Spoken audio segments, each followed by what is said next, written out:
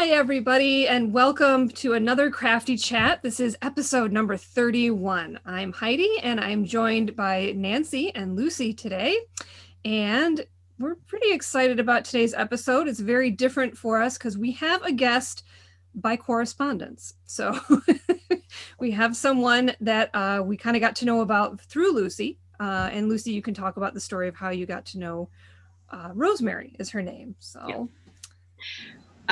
So my husband knows Rosemary through some work things, and they just keep in touch. And she sends, he gets these cards anytime she corresponds. It's on these cards that she makes, and they are just so eye-catching and amazing. They really sort of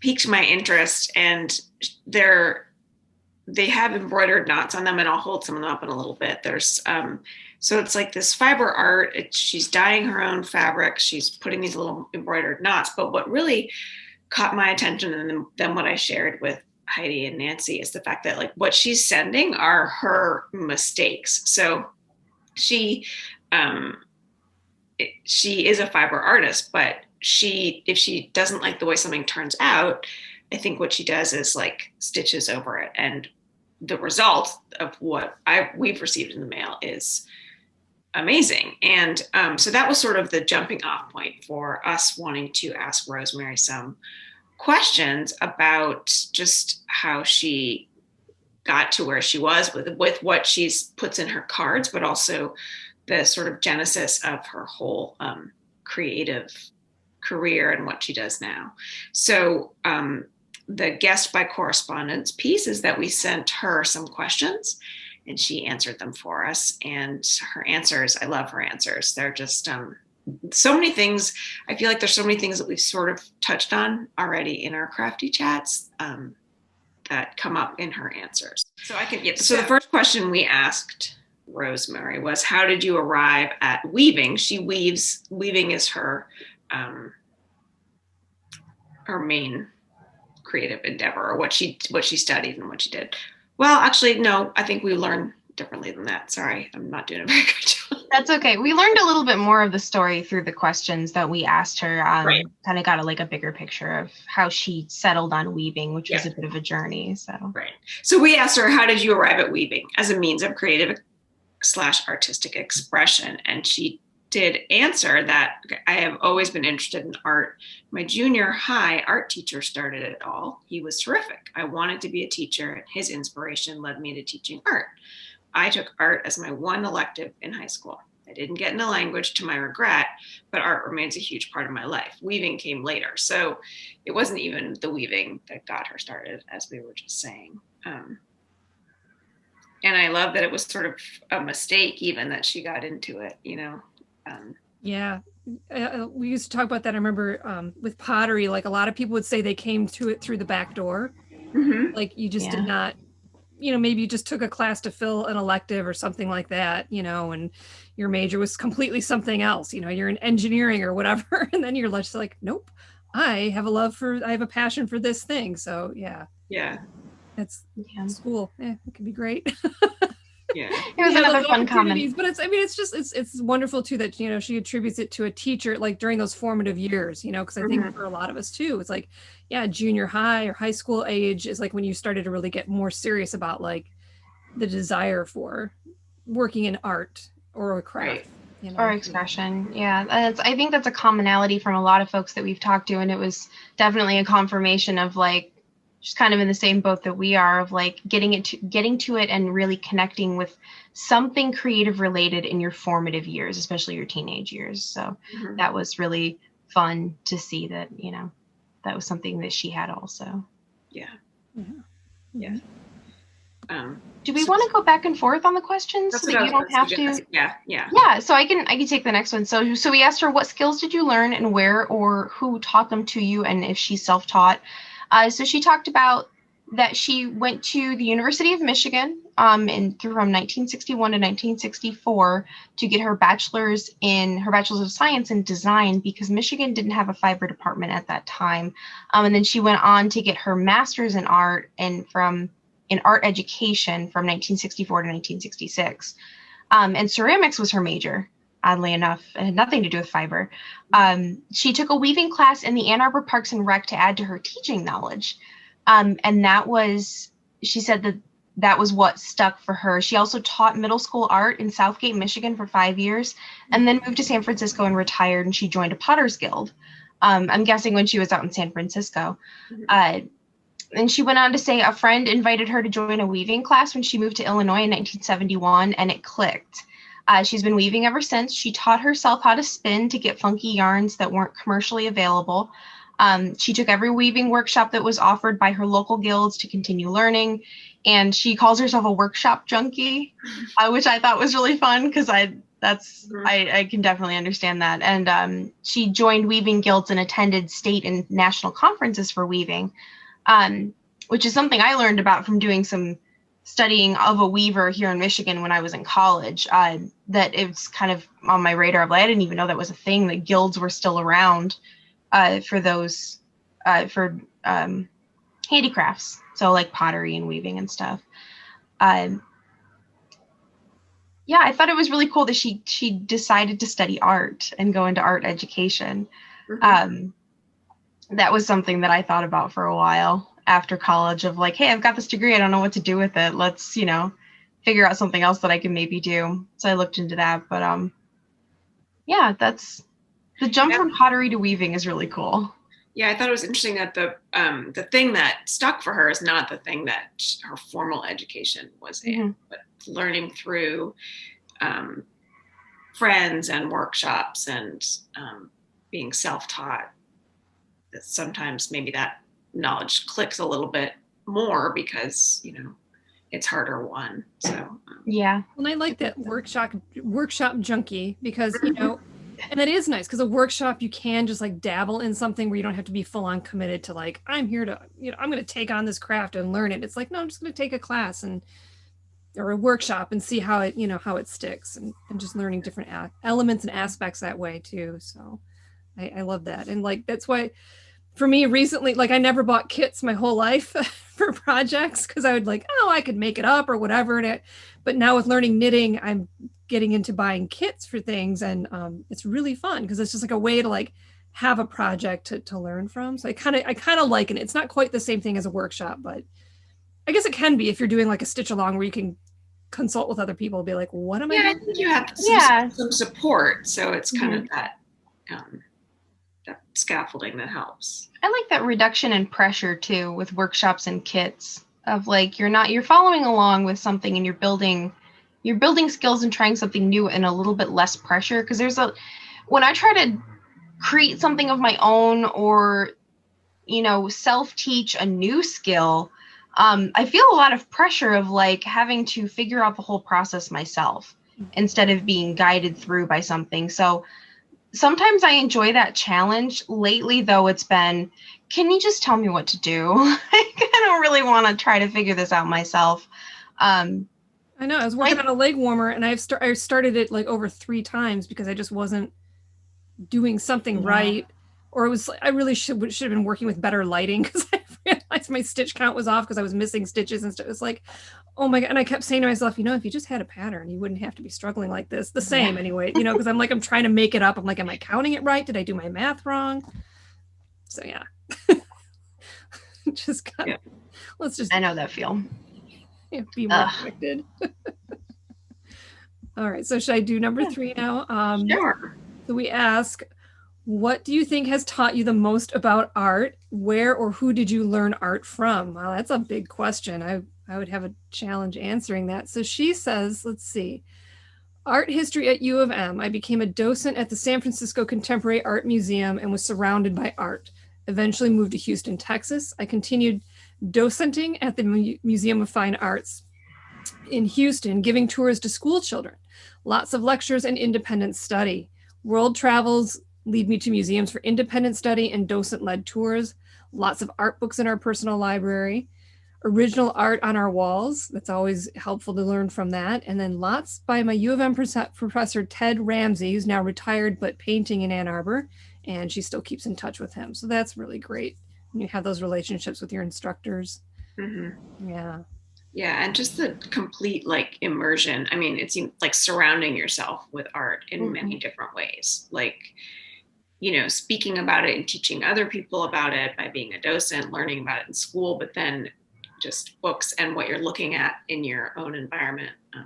So it's just And going back to like that museum episode we did a while ago, all that, there's so much online too, and even with exhibits being online, and there's like a lot of information about them too, where maybe you're not going to a museum and having a docent-led tour the same, but there's still a lot of way to experience things even virtually, which is cool. Right. Yeah.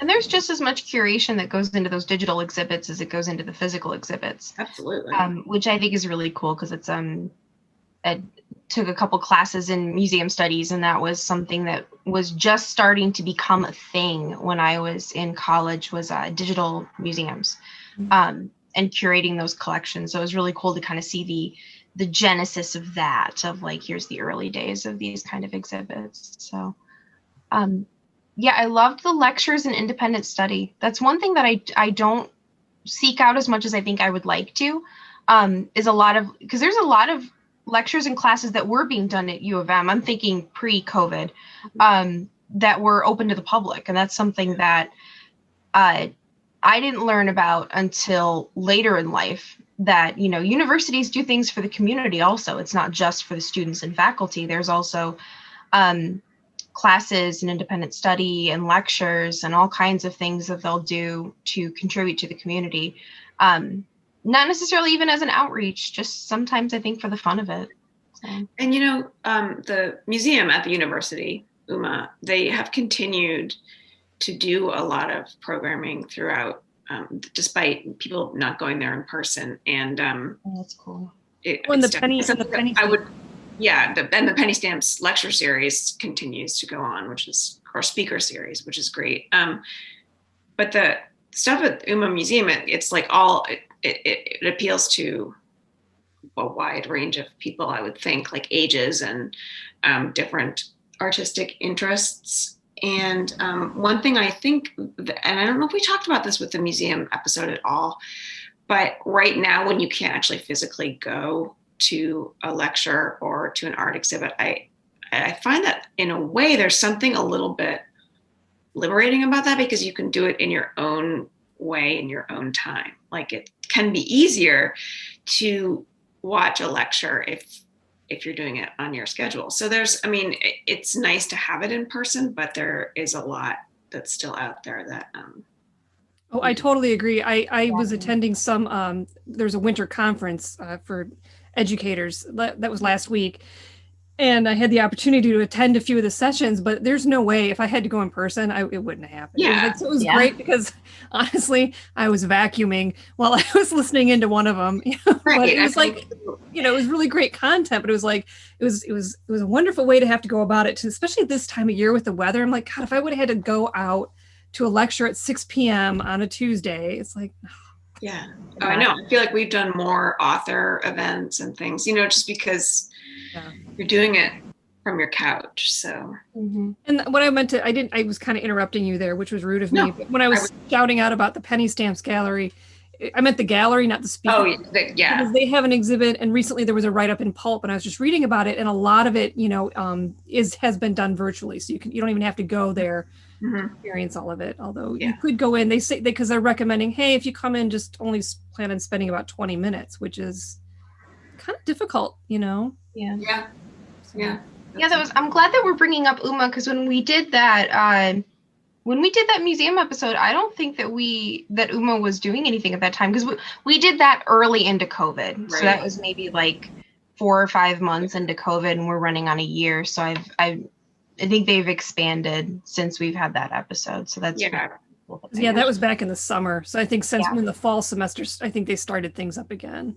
Yeah. They have some really interesting things going on there. Oh gosh, well, they even have a new sculpture by where the museum store is. Yeah, that big iron piece that used to be, it was called the Swing. Mm-hmm. That is somebody bought it or something, or it was their private collection. Anyway, they took it back, and now there's a totally new sculpture. So cool. I won't tell you what it is. It's really awesome, though. Thank you. I'll have to go look. Actually, one of my favorite sculptures that's on campus is around there. It's one of the swirl, the iridescent glass swirl. Oh, yes. Yeah. I love that one. That was one of my favorites. So. Yeah. Well, we'll move on. Okay, anyways. We miss getting out. Can you tell? Yeah, we do. All right, should I do the next question? Yeah. So funky. Okay. I said, my colleagues and I love the embroidered cards that you sent to Eric. Eric's my husband. What was the genesis of these? And I can show you some that I have, but we'll also show pictures because I'm not sure how much you can see. It's like a dyed fabric and then a lot of French knots and some stitches. And let's see, I'll show one more. This was dyed with avocado skins, steamed avocado skins, and then has little dots embroidered. The first one I showed was logwood. Yeah, linen and logwood is dyed with. So, it's so funny that we were like, that's a reject? I know. Yeah, that was our first reaction. Yeah. Yeah. She said, so the embroidered cards are COVID related. I couldn't concentrate on weaving. I had bits of dyed fabric and paper just sitting around. Mindless, no purpose. Stitching kept my mind occupied. Why not share them? Cards. She says she's been sending hand woven cards for 40 plus years. So the cards were a natural thing to do. But I love that answer too, because I think we've sort of talked a lot on this show already about what we thought we might do and what our brains have allowed us to do during this, everything being closed and being at home. And I love to see that, like, this is just something that, she couldn't focus on what she wanted to do, but she wanted to do something. So this is what came out of it. And that sort of adds an extra element to the cards, I think. They're like relic's not the right word, but they're like a piece of the historical moment. So yeah, they're touchstones in a way. That's a better word. And I think I think this was the question that we all were just dying. I want to know, where did these come from? Right. We were just also blown away by how pretty they are, and just the creativity of using these pieces of fabric to make cards and then sewing on. It was just so pretty and so unusual from everything that we've been doing. So I felt the same way of, like, I wasn't surprised, but I was that they were COVID related, and that it almost kind of spoke to a need to reach out and share them with other people. Because it's been a pretty dark year with the pandemic. So being able to share those with other people and bring that light to other people was just like that. I can connect to that because I feel the same way about some of the things that I create, because it's a lot of my creating is gifted. I've only recently been making things for myself.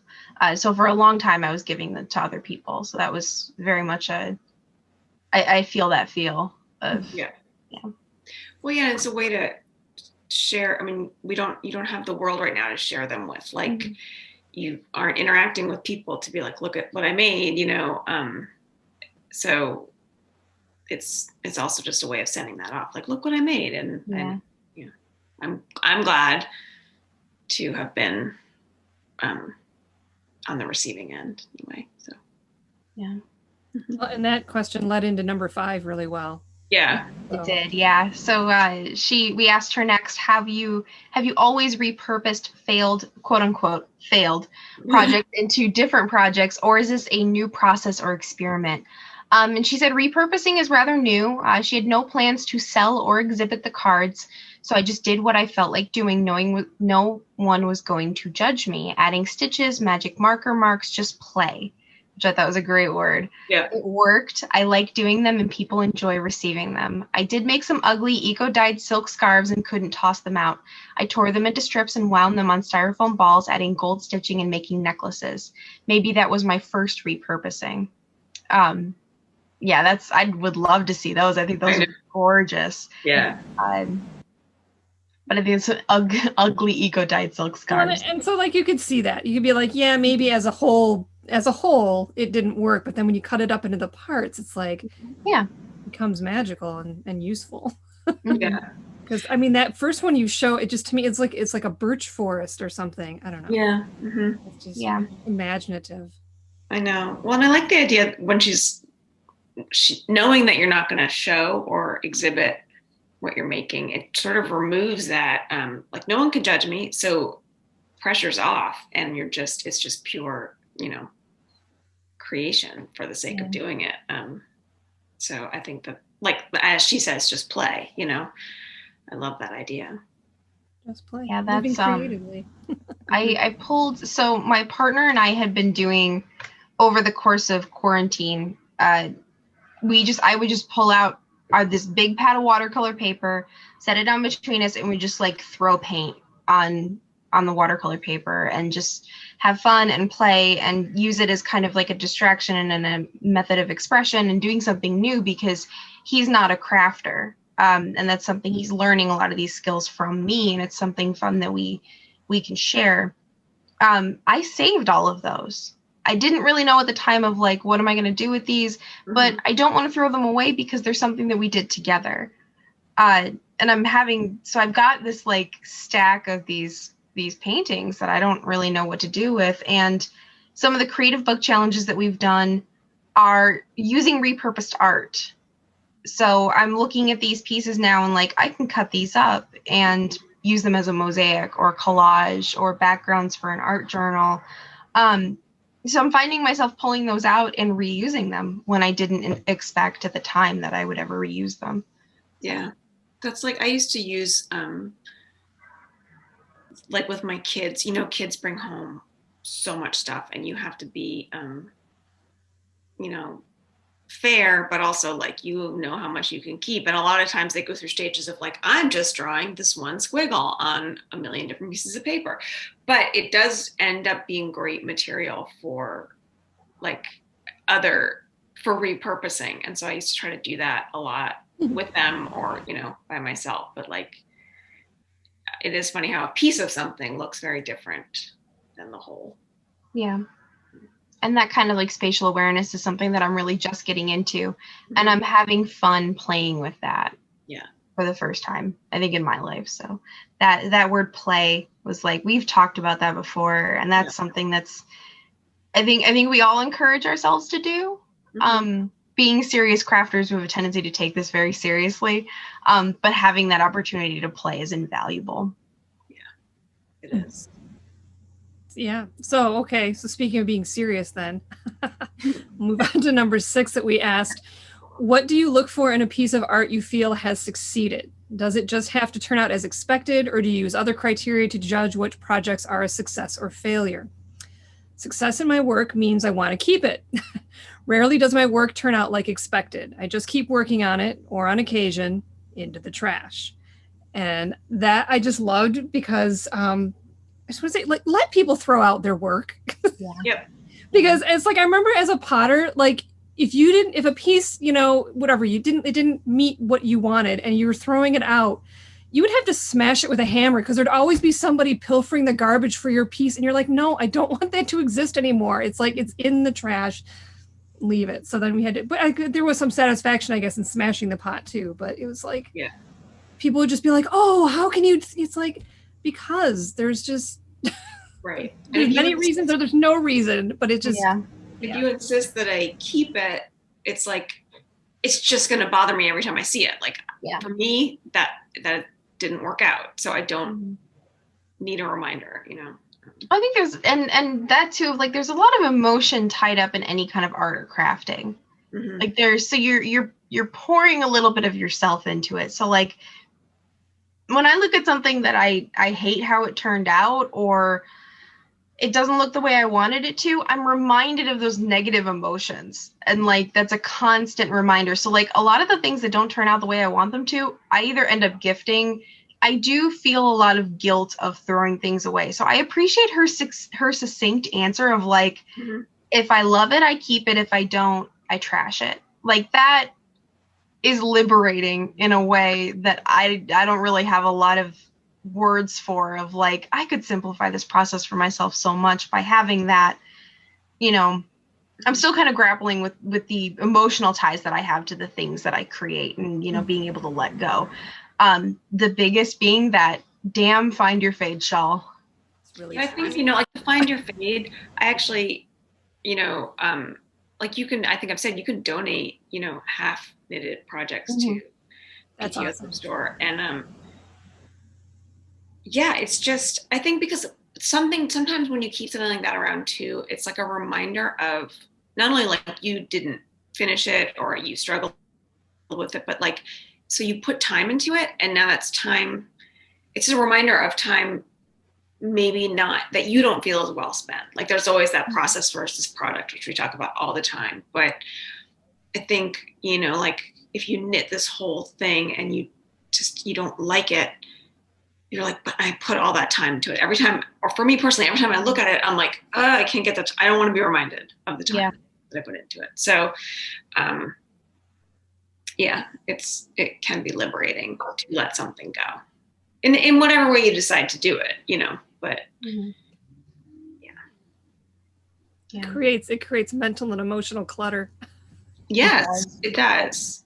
It definitely does. I've always wanted to do something where I take the things that I really hate that I still have and just like burn them. Yeah. I know that sounds really, really drastic. Really cathartic. No, yeah. But it's the catharsis of the thing. Like, kind of like smashing the pot with a hammer. Yeah, like smashing a pot would be cathartic. Frogging a shawl so that you can like restart it or use the yarn for something else, less cathartic. Yeah, especially when it keeps tangling up on itself and you're like, I know, if it's one of the yarn, you're just like, and you're like trying to pull the yarn apart and it's too strong to do that, and then you just I have experienced that relief and catharsis with frogging something very rarely. It's usually something that like a smaller project, so like a hat that I've done that didn't turn out the way I wanted it to, or one of the first knitting projects I did was a like more neckerchiefs size triangular shawl in the rainbow yarn that I have. And I look at that now and I'm like, that's really too small for my wardrobe. And it didn't really turn out the way that I want it, but I love that yarn. Like that yarn I'm obsessed with. And I have another skein of it because I bought 2 at the time. And I just keep looking, I'm like, it would actually feel good to rip that apart and remake it. Yeah, that would be, because you have another skein, like you can do something, Yeah, and I've worn it a lot, and I get a lot of wear out of it and tons of compliments because it is a gorgeous yarn. But I just kind of look at it like, at some point, I'll probably rip it out and do something else with it. But I think because I'm so proud of that being my first project, that's why I'm okay with it. Yeah, there is sometimes sentimental reasons for holding on to something as well. Yeah, definitely. Yeah. All right, are we ready for the next question? Oh, I know what I was just thinking. I was like, I know I was having a thought, and then it like went, it came back. Because when you're talking about frogging a whole project and stuff, I'm impressed by people who will take apart, like buy sweaters and repurpose the yarn. Oh my God, like, how?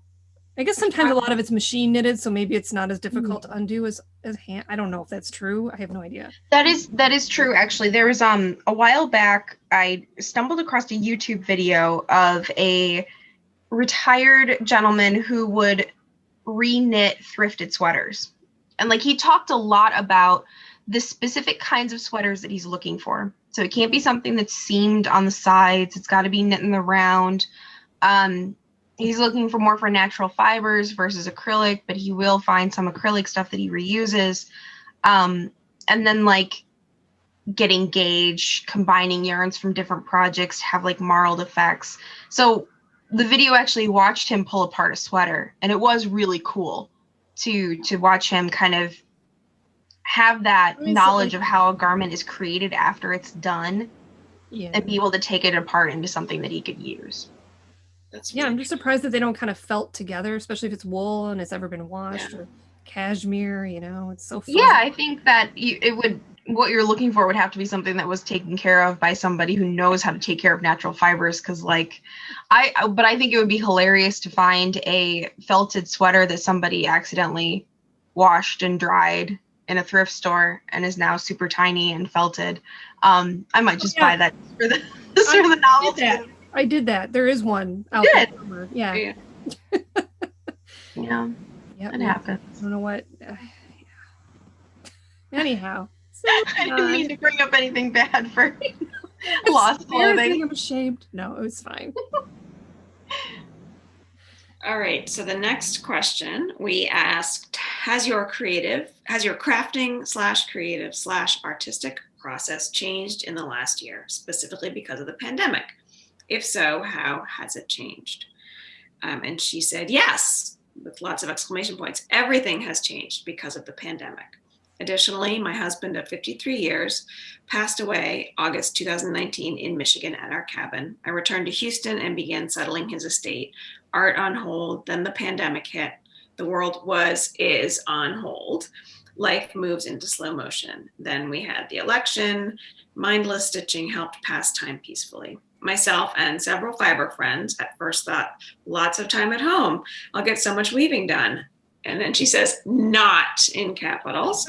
We just blanked out. Many knitted, crocheted, and stitched. Uncertainty became a big issue. When will this pandemic wane? Who will win the election? It was difficult to make any plans. No FTF. Face-to-face. Yeah, face-to-face. Thank you. Meetings, no workshops, cancellation was the norm. I think that this is something that we've talked about a lot, and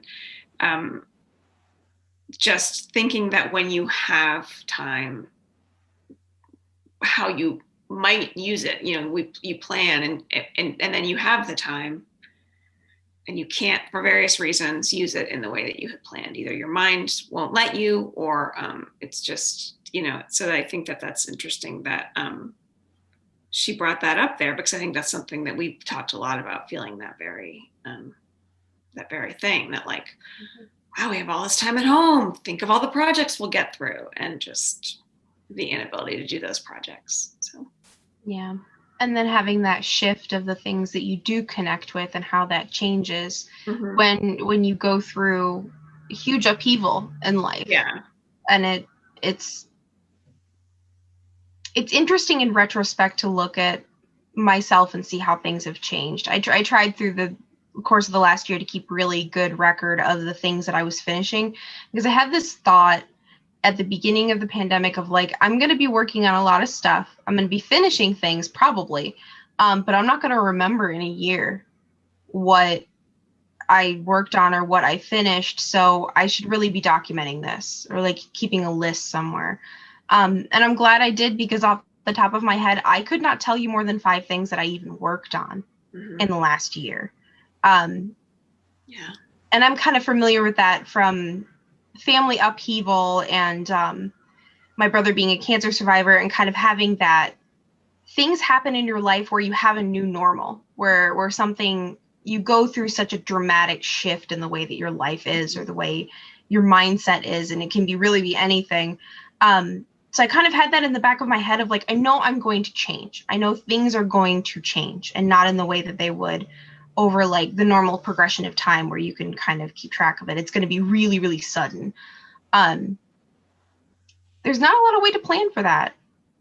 So it's comforting to know that other folks are going through that and experiencing that same thing, for me at least. So yeah. Sorry, I got one out from the tangent there. Oh. So, yeah. Good. That's what this is for. So I guess we're at the last one. You want to take it, Nancy? Sure. There we go. Okay. I hadn't scrolled down the page, so I thought that was the last one. So, okay. The last question that we asked Rosemary was, what inspires you? So she said, pretty things inspire me, keeping my eyes open. She always has fresh flowers in the kitchen. I love to look and walk around my garden. I spend hours on Facebook looking at the work of fiber friends around the world, magazine subscriptions, turning the pages and seeing new ideas. And the magazines that she mentioned are American Craft, Ply, Spinoff, Handwoven, and Town and Country. And I know Ply, Spinoff, and Handwoven are all fiber magazines, and then American Craft is Handicrafts, and Town and Country, I think, is Style. Yeah, like Style and Society. So, yeah. Yeah. So The magazines was an interesting one because we haven't really talked about crafting magazines a lot. No, we haven't. Well, one place where magazines did come up was when we did our first creative bug challenge, and she's like, get magazines.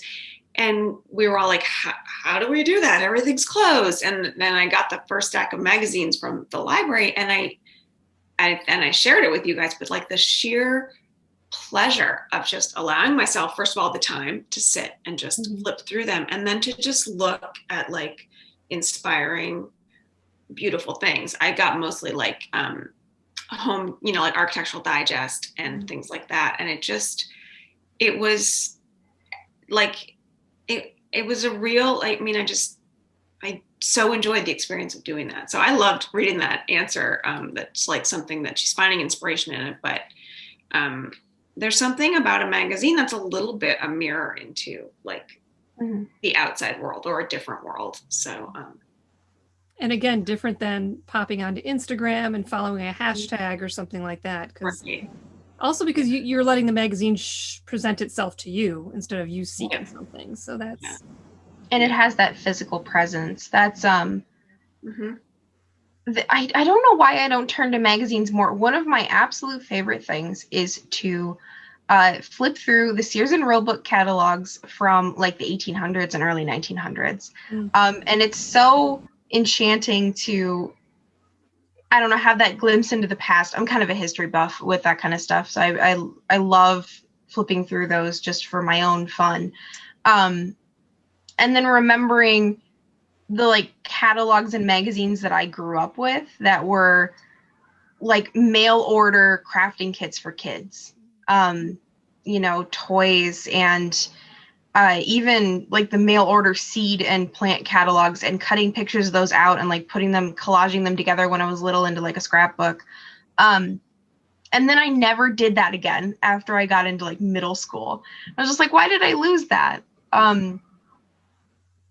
And it's something like, I don't know, it was a memory that came up with magazines. There was one of our coworkers was pulling some magazines at Traverwood, where I'm in Branch, a couple days a week. And I was just like, I should go over. And I checked out like 3 old magazines that were knitting and beading. And just looking through those was so fun. Yeah, it is really inspiring, and just, it's another viewpoint, It is, yeah.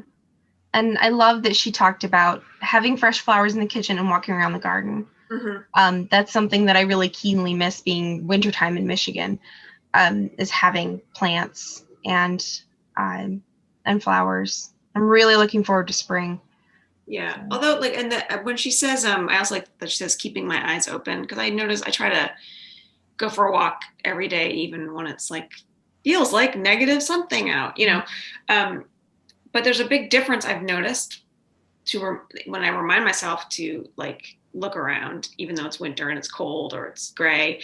Like if you can walk with your head down and plod through the ice and snow, or you can look around and you just there is stuff out there, even if it's like the heads of coneflowers or so I liked her idea of keeping her eyes open. Oh yeah. I mean, and walks this time of year, maybe it's not always so much visual, but like the sensory of sound is so different. So great. And like there's this one tree that I walk by and it still has a lot of its leaves. I don't remember what kind of tree it is, but they're all dried, but then when the wind blows, it's like it shakes like a rattle, it's like this cool.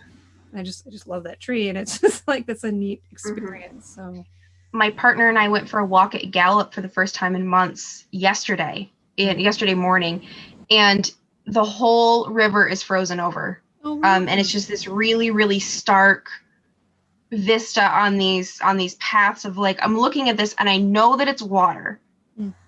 I cannot imagine it being water. There's like, I've taken this walk at Gallup hundreds of times over the last year. I'm very familiar with it, but there's something about like how different that was really struck me of like, yeah, it was just such a drastic difference. It was so cool. Yeah. Yeah. Well, it could be a drag, like you're always walking, like maybe I walk in the neighborhood mostly because if it's just me going on a walk, I'm not necessarily going to get in my car and go somewhere. I'm like, I just want to get the walk in, partly just to move. Yeah. But it's like, yeah, I'm kind of in the same area, in the same path, but you see changes, you appreciate things differently. Yeah. You know, it's familiar. So yeah. I want to share one other thing that Rosemary said when I emailed her to thank her for these responses, and I sort of in my response I like made some notes of where I felt we'd had some like we'd already conversed about. You know, it was just interesting to see that a lot of what she said was things that we talked about, especially like the what you create when no one's judging you, or like the difference between, you know, like what you do with a failed project, just kind of process versus product, or what you think is a mistake someone else might like. But her response was, I came upon a new word, and it says satisficing. Okay, satisficing, in a quote from a fellow fiber person. So that's spelled SATIFICING. Pick what satisfies the need rather than trying to pick the perfect thing. So I thought that was an interesting little word, and I can share that word because it's hard to say, but I like her description. Pick what satisfies the need rather than trying to pick the perfect thing. So, and then she goes on to say, when I start a project and envision work for a perfect outcome, I'm often disappointed with the outcome. Eliminate perfection as an outcome. Enjoy the process. That gives me the best results. So I think that's like a really great encapsulation of sort of a lot of what we that comes up in a lot of the conversations we have between the three of us, or when we have guests on. So I thought that was worth sharing. That is perfect. Enjoy the process. It's better than like yoga that you always used to say, trust the process. Yeah. It's really annoying. But so enjoy the process. Yeah. Enjoying it's totally different than trust, right? Like great embroidery on something. So, yeah. So I got to tell you, embroidering words is really difficult. So hard. I don't doubt it. You got to take your time, and I think you got to do little stitches, because I just did one recently and I had to do it in a kind of in a rush job, and I'm like, I'm a little embarrassed. Yeah. I started another embroidered map late last year, and the words on it were like 9-point or 8-point font on a printer, and I was working with one strand of DMC. It was agonizing, and I scrapped the whole project. I was like, I can't. Mm-hmm. There's 35 cities on this map. I am not doing that. This is insane. Like, I just looked at it all hooped up, and I'm like, this is going to take me like another 3 years. I don't know that I want to get into a 3-year embroidery project right now. Like, ugh, that just pains me. But no, the last thing that on Rosemary's answers that she said, "Twill we meet." I know. Yeah. Oh, that's so. Yeah, that's. Loved it. Yeah. It was very sweet, and I'm going to use that. I hope that's okay, Rosemary. So if you're watching this, thank you so much. That's adorable. I love it. Yeah. Well, yeah, and all the answers, I would say, thank you. You know, thank you. I think some of these questions, if you're a crafter or an artist, some of these questions can be personal, and so I appreciate the answers a lot. Yeah, I'm really glad we were able to share her work and her words, and you know, and they're kind of good questions to go back to every now and then and ask yourself. I know. Well, I think with where are you with something? Are you putting too much expectation into it? You know, are you? Nobody else is judging you. More often than not, it's you telling a story of judgment. You know, it's like all these things, how we get into our head. Yeah. That's for our other crafty chatter fans. I definitely have folks consider answering these questions for yourself, giving them a ponder. I don't know if we want to put some of them in the description, but even just doing like I have a lot of Pinterest pins of like evaluating your creative process, or a lot of journaling prompts come up for a lot of creative processes. So I've done some of them, and it's really cool to go through those and then, you know, hold on to them, check in with yourself in a year or so and see where you are. Yeah.